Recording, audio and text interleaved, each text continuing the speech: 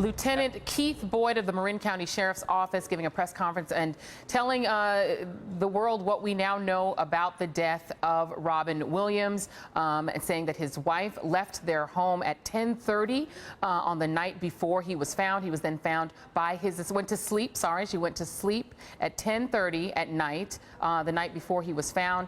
His assistant then finding his body at noon, around noon the following day. The coroner saying that the preliminary finding is death due to hanging, and that a toxicology report will not be available for 2 to 6 weeks. I want to go back to Jay Thomas, host of the Jay Thomas Show on Sirius XM Radio. And Jay, you were telling us a story about your early days with Robin Williams, but what is your reaction upon hearing more detail about his death? As I see this and think back, and we were not close buddies, but for those early days, that's what it was like. And I will say that there's such an insulation around stars that I'm sure it's difficult for their families. I don't remember anybody saying, gee, Robin's 2 hours late for work, somebody better get him into rehab or whatever. So for a long time, he battled by himself. And the difference between addiction and the ability to go out and to have a wild evening out and get up the next day and go back to work without the demons following you is so difficult to understand. I am shocked at the violence of his death. That to me is not a guy that any of us knew. And I would say that Robin's a tough guy to know and a detached guy, but a very nice guy and a very sweet guy. The violence of it and leaving the children and the wife was just there. Man, it is difficult to imagine the pain. And I want to say that over these 30 or so years that he started on Mork and Mindy, or whatever it was, I would imagine he was never, ever able to assuage the pain. And the horror of what we just heard shows me that this was a tortured soul from perhaps the time that I first met him until his sad demise now. Yeah, indeed. I want to bring in Morgan Fairchild, actress, of course, who was a recurring character on the TV show Mork and Mindy, and of course knew Robin Williams. And I want to get your reaction to, what Jay Thomas is calling really the shocking, sort of violent end of Robin Williams. Well, it's just so sad to hear this.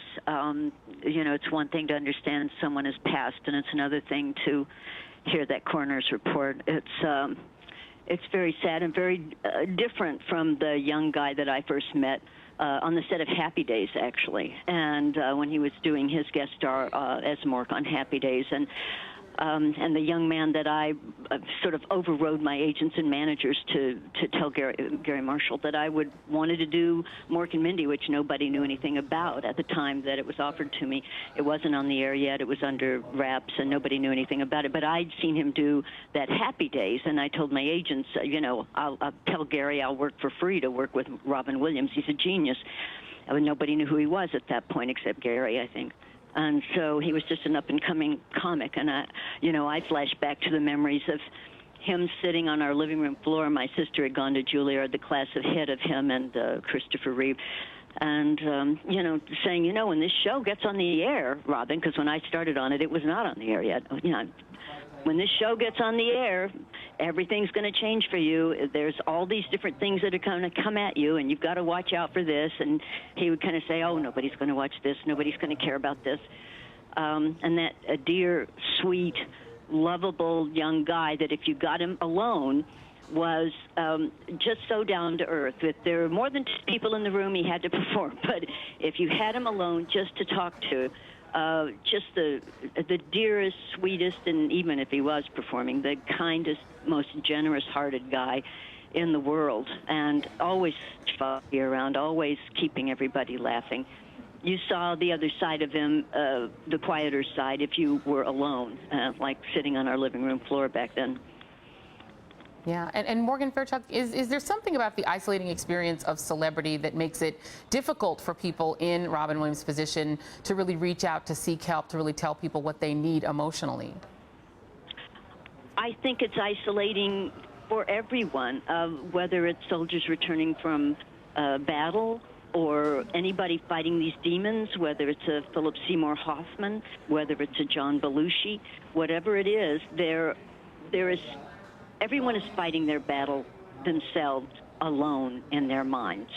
And everyone seems to have trouble admitting they've got a problem and reaching out for help. And Robin had done that in the past and had done it apparently recently. What drove him at this particular time, I don't know if we'll ever find out. Maybe his family, immediate family knows a bit, and maybe a therapist, but certainly I don't know that we ever will. But it was such a far cry from the loving, happy, hopping around, crazy guy that I worked with back then and knew, and the joy that he brought everybody.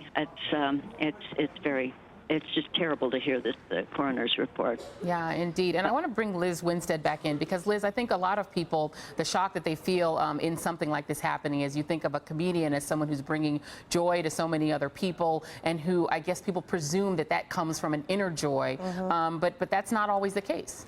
No, I don't think it is always the case. I mean, I don't think it's a blanket statement to say, oh, you can, comedians are all funny on the outside and then all depressed on the inside. But I do think for a lot of people, the stage can be an escape and it can be a place where you can find peace and bring joy to somebody else when you don't know how to gain it for yourself. And I think that is something that we all need to look at and stop stigmatizing depression so we can all talk about it. All right. Well, I want to thank all of you, Morgan Fairchild, Jay Thomas, Liz Winstead, and Chris Witherspoon. Thanks all of you for being a part of this report on the death of Robin Williams. We'll be right back.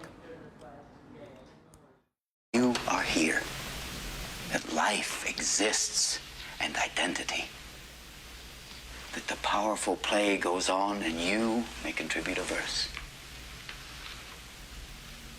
That the powerful play goes on and you may contribute a verse.